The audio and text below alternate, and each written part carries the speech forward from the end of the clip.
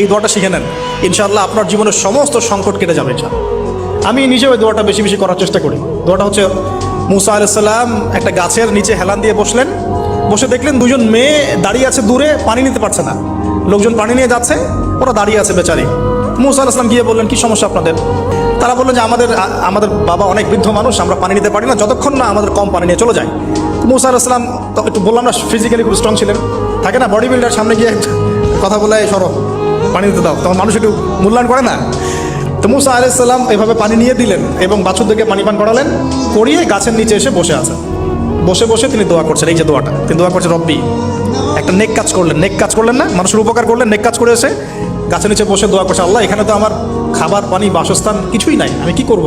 রব্বি ইন্নি লিমা আনজালতা ইলাইয়া মিন খায়রিন ফাকির, রব্বি ইন্নি লিমা আনজালতা ইলাইয়া মিন খায়রিন ফাকির।